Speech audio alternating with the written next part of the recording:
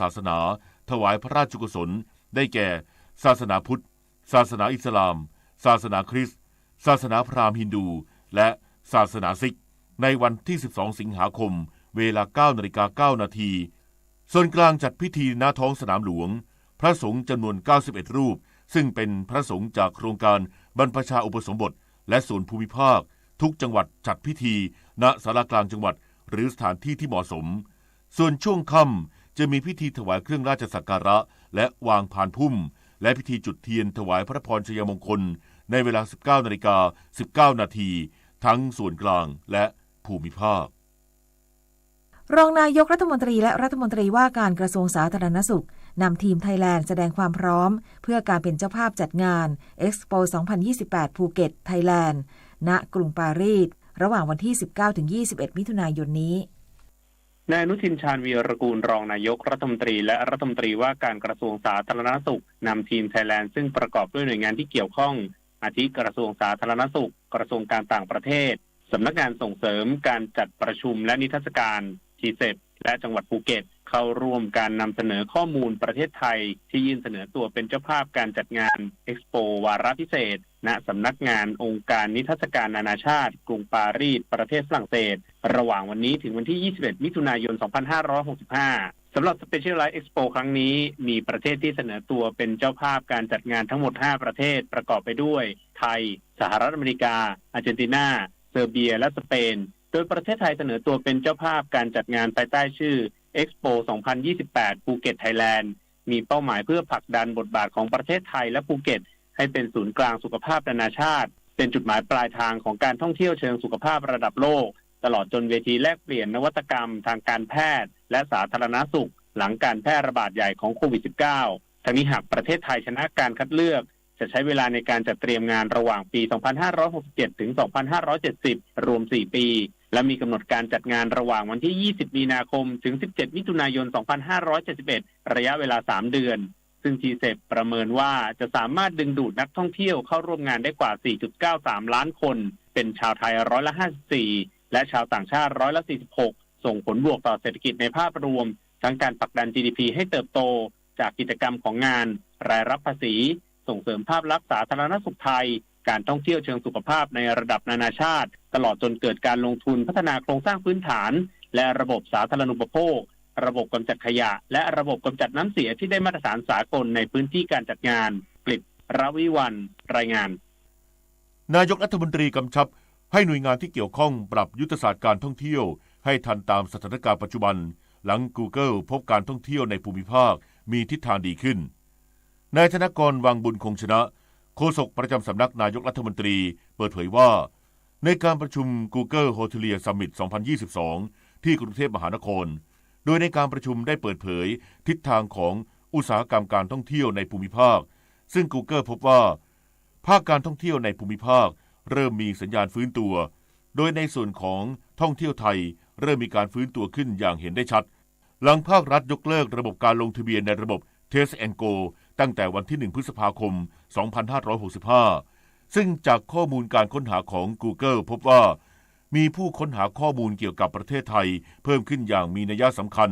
ท่ามกลางสถานการณ์การแพร่ระบาดโรคโควิด -19 ที่คลี่คลายลงการฟื้นตัวของภาคการท่องเที่ยวนี้สะท้อนถึงความสำเร็จในการกำหนดนโยบายด้านการท่องเที่ยวของรัฐบาลซึ่งส่งเสริมการฟื้นตัวของภาคการท่องเที่ยว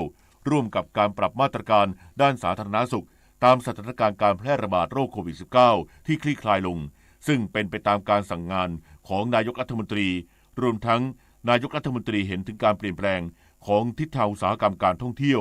โดยได้กำชับให้หน่วยงานที่เกี่ยวข้องปรับยุทธศาสตร์เตรียมรับมือและปรับตัวพร้อมเปลี่ยนแปลงสู่แนวโน้มการท่องเที่ยวตามรูปแบบรวมทั้งพร้อมสนับสนุนการเป็น R&D Tourism ยกระดับห่วงโซ่อุปทานอุตสาหกรรมท่องเที่ยวให้สอดคล้องและใช้ประโยชน์จากการเปลี่ยนแปลงดิจิทัลกระทรวงการท่องเที่ยวและกีฬาคาดการณ์จำนวนนักท่องเที่ยวเดินทางเข้าประเทศไทยอาจเพิ่มถึง10 ล้านคนในปีนี้หลังสบคผ่อนคลายมาตรการควบคุมโรคจากการเดินทางเข้าราชอาณาจักรนางสาวไตรสุรีไตรสรณกุลรองโฆษกประจำสำนักนายกรัฐมนตรีกล่าวว่าการฟื้นฟูรายได้ในภาคการท่องเที่ยวเป็นนโยบายที่รัฐบาลให้ความสำคัญ ซึ่งที่ผ่านมาให้ความระมัดระวังรักษาสมดุลระหว่างการฟื้นฟูการท่องเที่ยวกับการควบคุมการแพร่ระบาดของโรคโควิด -19 ซึ่งหลังจากทยอยผ่อนคลายมาตรการควบคุมโรคนักท่องเที่ยวต่างชาติได้เดินทางเข้าประเทศไทยเพิ่มขึ้นต่อเนื่องซึ่งตั้งแต่วันที่ 1 มกราคมถึง 15 มิถุนายน 2565 มีผู้เดินทางจากต่างประเทศเข้ามายังประเทศไทยสะสม 1,615,913 คนเทียบกับตลอดปี 2564 ที่ 427,896 คนส่วนรายได้จากการท่องเที่ยวใน 5 เดือนแรกตั้งแต่ 1 มกราคมถึง 31 พฤษภาคม 2565 ประเทศไทยมีรายได้จากการท่องเที่ยวรวม 348,695 ล้านบาททั้งนี้กระทรวงการท่องเที่ยวและกีฬาได้ประเมินว่าหลังจากที่ศูนย์บริหารสถานการณ์โควิด -19 หรือสบคได้ผ่อนคลายมาตรการควบคุมโรคจากการเดินทางเข้าราชอาณาจักรโดยตั้งแต่วันที่ 1 กรกฎาคม 2565 จะสนับสนุนนักท่องเที่ยวเดินทางเข้าประเทศไทยเพิ่มขึ้นเป็นไม่ต่ำกว่า 7,500,000 คนและอาจจะถึง 10 ล้านคนในปีนี้กรมอนามัยย้ำกลุ่ม 608 ที่ไม่ได้รับวัคซีนครบตามเกณฑ์ผู้ติดเชื้อและผู้เสี่ยงสูงให้สวมหน้ากากอนามัยต่อเนื่องแม้หลังสบคอนุญาตให้ถอดได้นายแพทย์สุวรรณชัยวัฒนายิ่งเจริญชัยอธิบดีกรมอนามัยเปิดเผยว่าจากสถานการณ์แนวโน้มการติดเชื้อโควิด -19 ลดลงสบคจึงมีมติเห็นชอบให้ปรับระดับพื้นที่สถานการณ์ทั่วราชอาณาจักรเป็นพื้นที่เฝ้าระวังหรือสีเขียวทุกจังหวัดทั่วประเทศและยังเห็นชอบผ่อนคลายให้ถอดหน้ากากอนามัยได้นอกอาคารหรือที่โล่งแจ้งโดยเน้นความสมัครใจของแต่ละบุคคลซึ่งเริ่มดำเนินการได้หลังประกาศราชกิจจานุเบกษาแต่สำหรับกลุ่ม 608 ที่ไม่ได้รับวัคซีนครบตามเกณฑ์ควรสวมหน้ากากเมื่ออยู่ร่วมกับบุคคลอื่นรวมทั้งผู้ติดเชื้อและผู้สัมผัสเสี่ยงสูงให้สวมหน้ากากตลอดเวลาเมื่อจำเป็นต้องอยู่ร่วมกับบุคคลอื่นเช่นเดียวกันสำหรับประชาชนทั่วไปหากเป็นสถานที่ภายนอกอาคารที่โล่งแจ้งถอดหน้ากากได้แต่ให้สวมหน้ากากเมื่ออยู่ร่วมกับบุคคลอื่นโดยไม่สามารถเว้นระยะห่างมีความแออัดมีการรวมกลุ่มคนจำนวนมากหรือมีการระบายอากาศไม่ดีเช่นในขนส่งสาธารณะตลาดสนามกีฬาหรือสถานที่แสดงดนตรีที่มีผู้ชมเป็นต้นสำหรับสถานที่ประกอบกิจการหรือกิจกรรมได้กำหนดเงื่อนไขดังนี้ 1. ให้ผู้บริการขอให้สวมหน้ากากตลอดเวลาขณะให้บริการโดยให้รับวัคซีนครบตามเกณฑ์และเข็มกระตุ้นให้ตรวจ ATK เมื่อมีอาการหรือมีความเสี่ยงส่วนผู้ติดเชื้อให้งดมาปฏิบัติงานและผู้สัมผัสใกล้ชิดเสี่ยงสูงไปทำงานได้แต่ให้แยกพื้นที่กับผู้อื่น 2. สถานที่ให้ปฏิบัติตามหลักของสุขาภิบาลและอนามัยสิ่งแวดล้อมอย่างเคร่งครัดโดยจัดให้มีอุปกรณ์และสถานที่ล้างมืออย่างเพียงพอมีการทำความสะอาดมีการจัดของเสียและสิ่งปฏิกูลเป็นไปตามมาตรฐานพื้นที่สัมผัสอุปกรณ์ที่ใช้ร่วมให้ทำความสะอาดอย่างน้อยทุก2ชั่วโมงจัดให้มีการระบายอากาศและกำหนดความจุคนในอาคารให้เป็นไปตามที่กฎหมายกำหนดทั้งนี้จากข้อมูลการสำรวจอนามัยโพลของกรมอนามัยเกี่ยวกับมาตรการสวมหน้ากากตลอดเวลาในสถานที่สาธารณะและสถานประกอบการพบว่าประชาชน93.3% เห็นว่ายังต้องสวมหน้ากากต่อไปมีเพียง6.7% ที่เห็นว่าให้เลิกทำนฤมลอุดมพรรายงานกระทรวงแรงงานเตือนประชาชนระวังถูกหลอกไปทำงานต่างประเทศโดยการใช้สื่อสังคมออนไลน์เสี่ยงตกเป็นเหยื่อขบวนการค้ามนุษย์นายสุชาติชมกลิ่นรัฐมนตรีว่าการกระทรวงแรงงานกล่าวว่าขณะนี้ได้สั่งการกรมการจัดหางานเร่งประชาสัมพันธ์ให้คนหางานทราบถึงอันตรายและกลวิธีที่นายหน้าเถื่อนใช้หลอกลวงประชาชนโดยระยะหลังพบพฤติการหลอกลวงคนหางานด้วยการประกาศชักชวนไปทำงานในคาสิโนผ่านสื่อสังคมออนไลน์เมื่อตกลงเรื่องการจ้างงานและนัดหมายพาเหยื่อลักลอบข้ามพรมแดนผ่านช่องทางธรรมชาติเข้าไปในเขตของประเทศเพื่อนบ้านโดยผิดกฎหมายเช่นการหลอกลวงคนไทยด้วยกันผ่านสื่อสังคมออนไลน์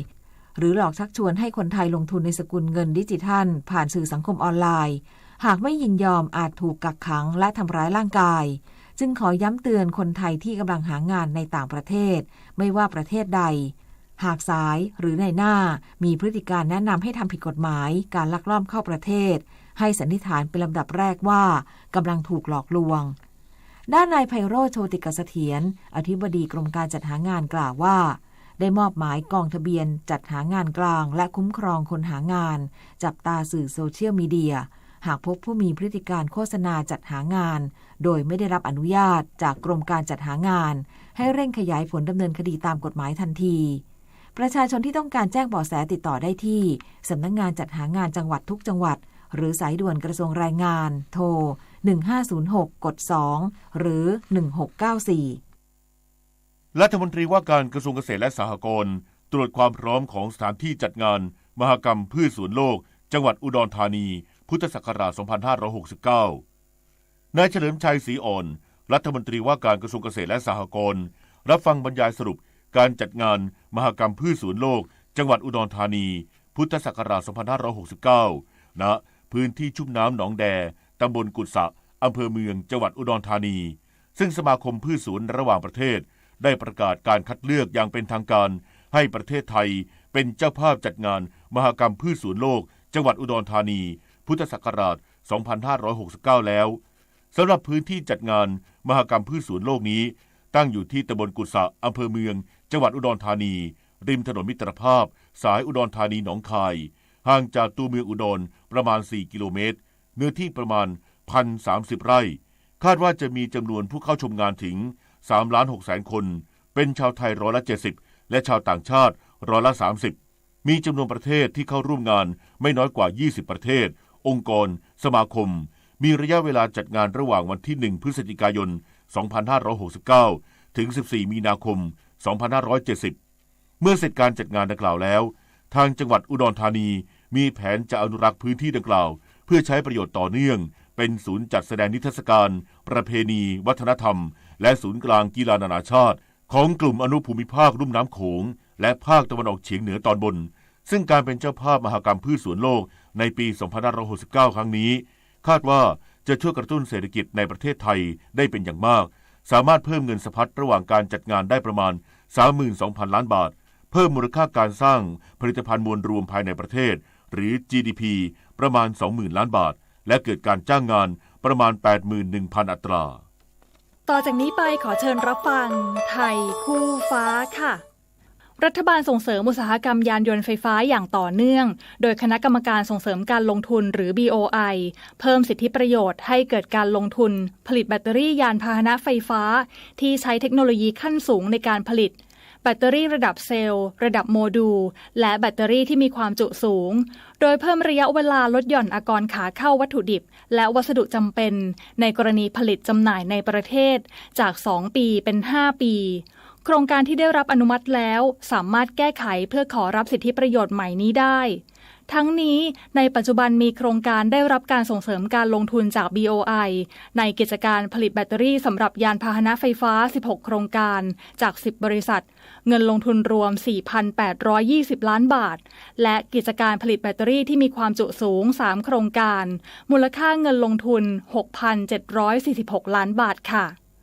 สื่อสารภารกิจรัฐบาลกับสำนักโฆษกสำนักเลขาธิการนายกรัฐมนตรีเราจะสืบสารรักษาและต่อยอดและครองแผ่นดินโดยธรรมเพื่อประโยชน์สุขแห่งอาณาราษฎรตลอดไปพระปฐมบรมราชโองการพระบาทสมเด็จพระเจ้าอยู่หัวในพระราชพิธีบรมราชาภิเษกเมื่อวันที่4 พฤษภาคมพุทธศักราช 2562 ข้าราชการต้องแยกเรื่องส่วนตัวออกจากตำแหน่งหน้าที่และยึดถือประโยชน์ส่วนรวมของประเทศชาติเหนือกว่าประโยชน์ส่วนตนสารประโยชน์ของชาติและปวงประชาอีกหนึ่งหัวข้อเรื่องจริยธรรมที่ข้าราชการพลเรือนทุกคนพึงควรปฏิบัติทำความดีเพื่อชาติไทย 7:17 น.ต่อไปเสนอข่าวต่างประเทศองค์การอนามัยโลกหรือ WHO ประกาศยกเลิกการแบ่งแยกระหว่างประเทศที่โรคฝีดาษเป็นโรคประจำถิ่นกับประเทศที่โรคดังกล่าวไม่ได้เป็นโรคประจำถิ่นในการรายงานข้อมูลโรคฝีดาษวานอนเพื่อแสดงให้เห็นถึงความจำเป็นรวมกันในการรับมือการระบาดของโรคดังกล่าวทั้งนี้ WHO รายงานว่าในปีนี้พบผู้ป่วยโรคฝีดาษวานอนแล้วอย่างน้อย 2,103 รายใน 42 ประเทศทั่วโลกในจำนวนนี้กว่า84%อยู่ในยุโรปรองลงมาได้แก่ทวีปอเมริกาแอฟริกาภูมิภาคเมดิเตอร์เรเนียนตะวันออกและแปซิฟิกตะวันตกตามลำดับขณะเดียวกัน WHO เตรียมจัดการประชุมฉุกเฉินในวันที่ 23 มิถุนายนนี้เพื่อพิจารณาว่า การแพร่ระบาดของโรคฝีดาษวานอนเป็นภาวะฉุกเฉินด้านสาธารณสุขระหว่างประเทศหรือไม่สำนักข่าวต่างประเทศรายงานโดยอ้างการเปิดเผยของนายกรัฐมนตรีบอริส จอนสันของอังกฤษภายหลังจากการเดินทางเยือนกรุงเคียฟของยูเครนโดยไม่มีการเปิดเผยที่ระบุว่าเป็นเรื่องสำคัญที่อังกฤษยังคงต้องแสดงการสนับสนุนยูเครนอย่างต่อเนื่องในระยะยาวพร้อมเตือนว่ามีความเสี่ยงที่ยูเครนจะเผชิญกับความเหนื่อยล้าท่ามกลางสงครามกับรัสเซียที่ยังคงยืดเยื้อทั้งนี้ความเคลื่อนไหวดังกล่าวเป็นการแสดงให้เห็นถึงการสนับสนุนของนายกรัฐมนตรีจอห์นสันที่มีต่อประธานาธิบดีวโลดิเมียร์ เซเลนสกี้ของยูเครนซึ่งเกิดขึ้นเพียง1 วันหลังผู้นำฝรั่งเศสเยอรมนีอิตาลีและโรมาเนียเดินทางเยือนกรุงเคียฟเพื่อให้การรับรองสถานะของยูเครนในการสมัครเป็นสมาชิกสหภาพยุโรปสำนักข่าวต่างประเทศรายงานว่าอิทธิพลของพายุมรสุมที่พัดถล่มบังกลาเทศและอินเดียทำให้มีผู้เสียชีวิตอย่างน้อย59 คนและประชาชนมากกว่า6 ล้านคนต้องเผชิญความยากลำบากจากอุทกภัยรุนแรงหลังฝนตกหนักต่อเนื่องในช่วงสัปดาห์ที่ผ่านมาศูนย์พยากรณ์และเตือนภัยน้ำท่วมของบังกลาเทศระบุว่าอุทกภัยจากพายุมรสุมในครั้งนี้เลวร้ายที่สุดนับตั้งแต่ปี 2547 และสถานการณ์น้ำท่วมจะทวีความรุนแรงขึ้นเนื่องจากมีแนวโน้มที่ฝนตกหนักอย่างต่อเนื่องไปจนถึงต้นสัปดาห์หน้าในบังกลาเทศและพื้นที่ทางตะวันออกเฉียงเหนือของอินเดีย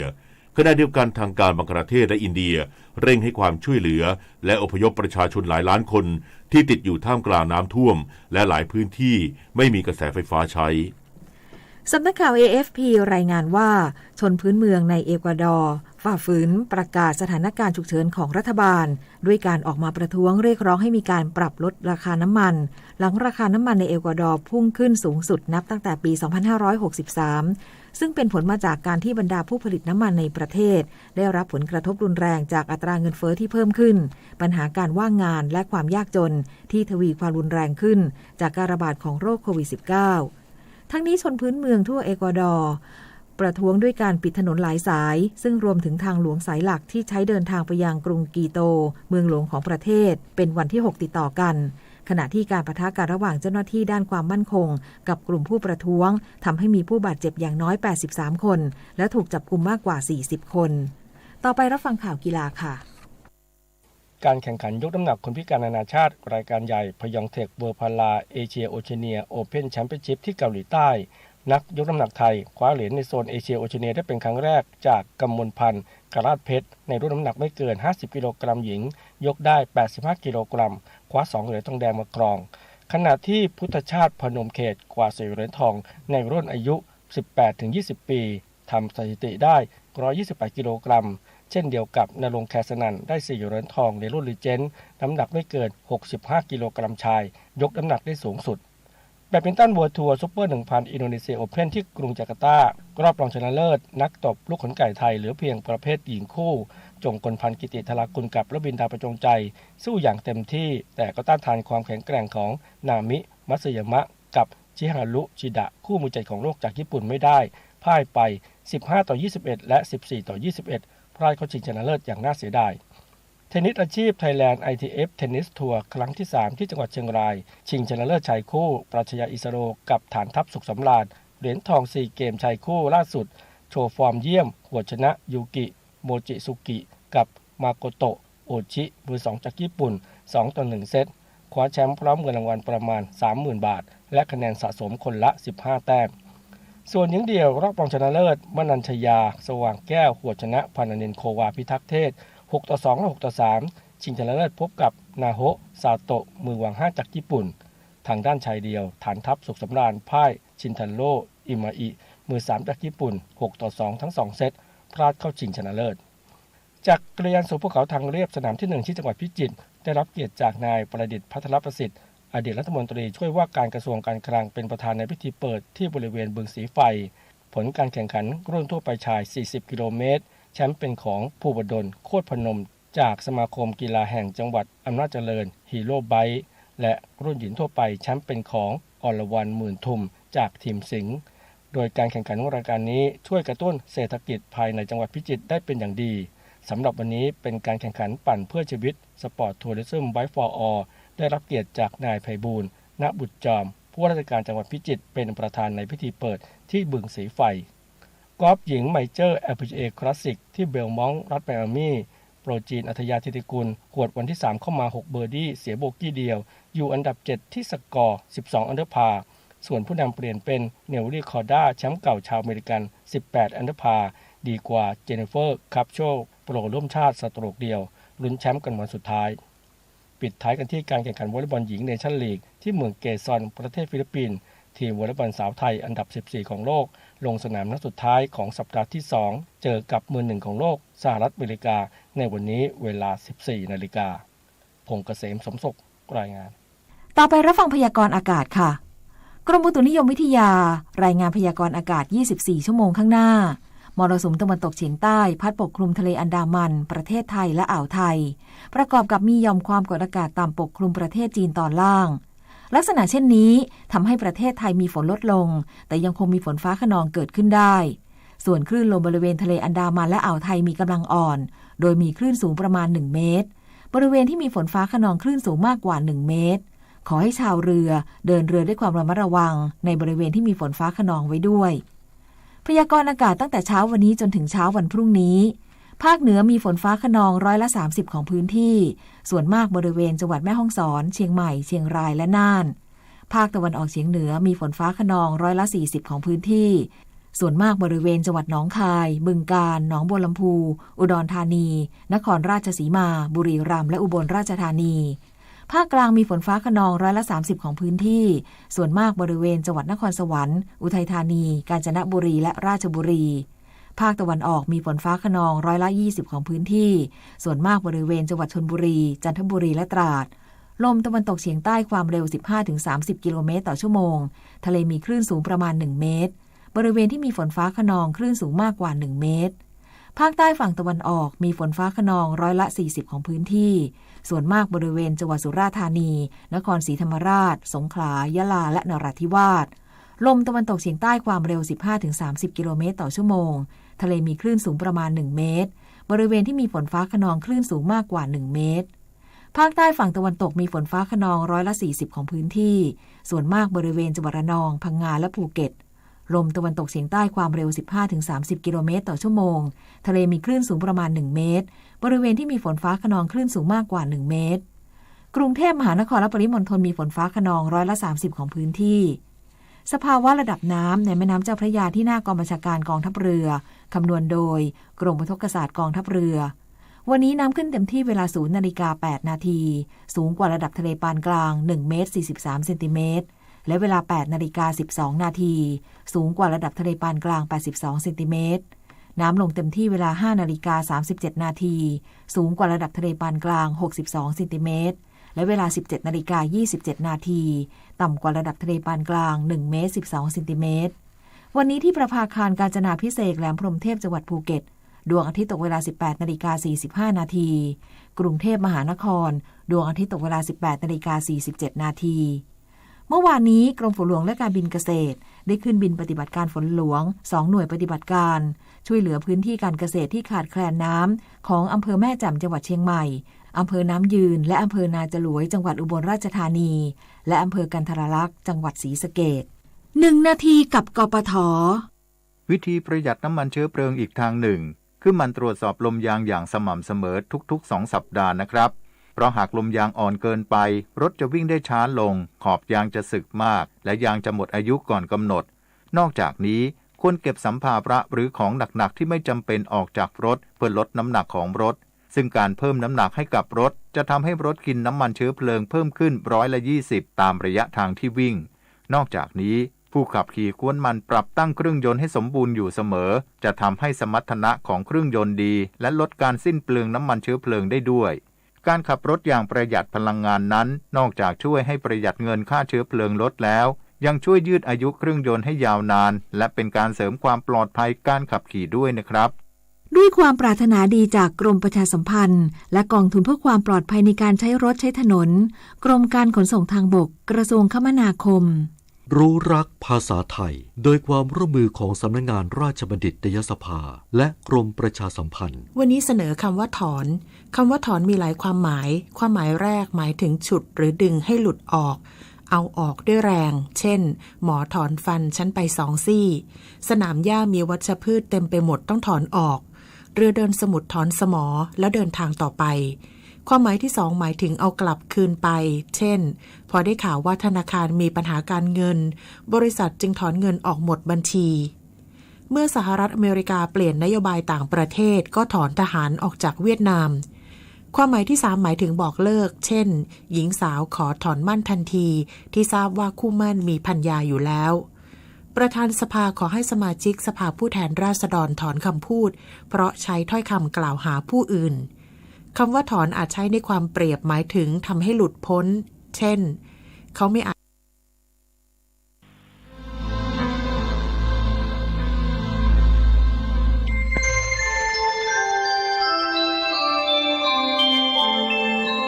ขณะนี้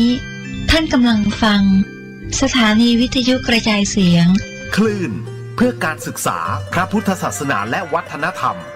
ระบบ FM 104.5 เมกะเฮิรตซ์ออกอากาศณวัดฝายหินตำบลสุเทพอำเภอเมืองจังหวัดเชียงใหม่โทรศัพท์053-226-058 053-406-053-943-691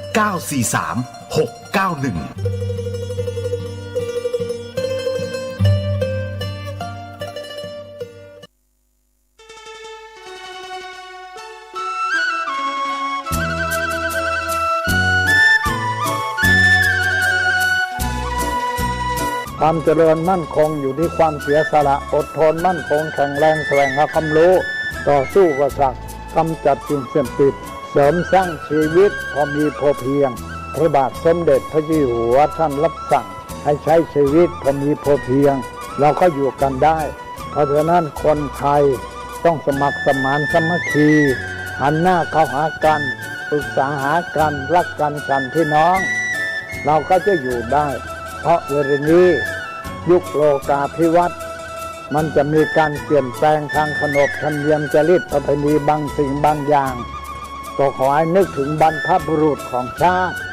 ว่าบรรพบุรุษปู่ย่าตายายเราได้สั่งสมอบรมลูกหลานของคนไทยทุกคนให้ตั้งอยู่ความสามัคคีมีความสมัครสมานกลมเกลียวเมตตาปราณีเอื้ออารีเอื้ออาทรในราชการเวลานี้ประเทศชาติของเราก็เจริญมั่นคงเพราะเหตุว่าคนไทยรวมน้ำจิตน้ำใจกันสร้างสรรค์ความเจริญงอกงามเพื่อความเจริญงอกงามแก่ชาติพระพุทธศาสนาสำนักงานของพระมหากษัตริย์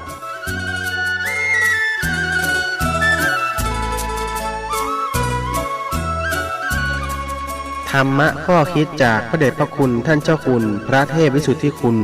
ด้วยความปรารถนาดีจากสถานีวิทยุพระพุทธศาสนาคลื่นธรรมะเพื่อประชาชน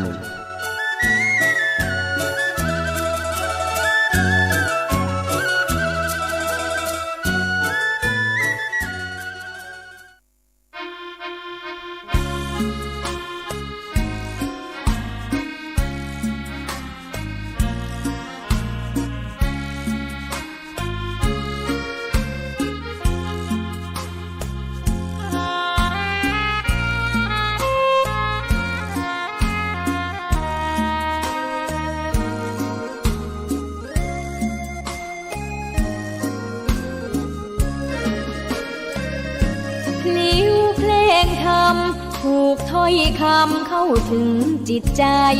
ฟังรายการวิทยุเสียงใสส่งถึงใจไปสู่ปลายนาสารธรรม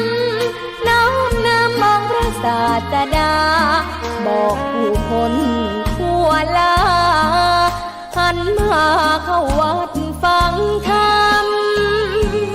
คลื่นเสียงนี้เป็นคลื่นธรรมะจากใจส่งถึงบ้านไกลบ้านไกลฟังได้สุขใจล้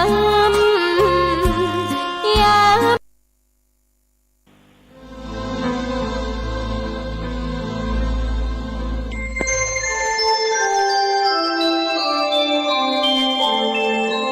ขณะนี้ท่านกำลังฟัง สถานีวิทยุกระจายเสียงพระพุทธศาสนา FM 104.5 เมกะเฮิรตซ์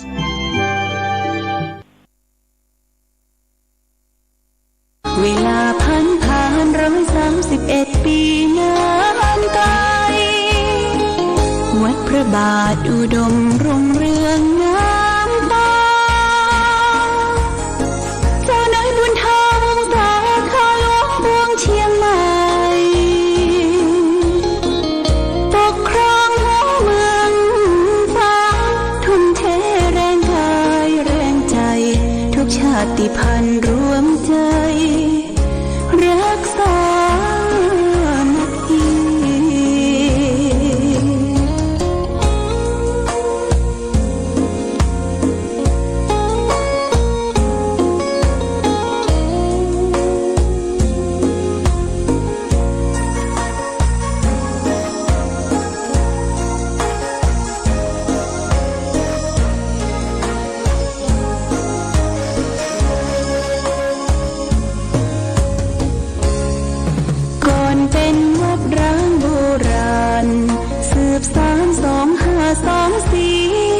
พระมหาราชครูเกษราปัญญาปรมาติกาจารย์จากวัดดับภัยเชียงใหม่สืบสานเวลาผ่าน131 ปีนานไกลวัดพระบาทอุดมรุ่งเรืองงามตาเจ้านายบุญธรรมสาขาหลวงบวงเชียงใหม่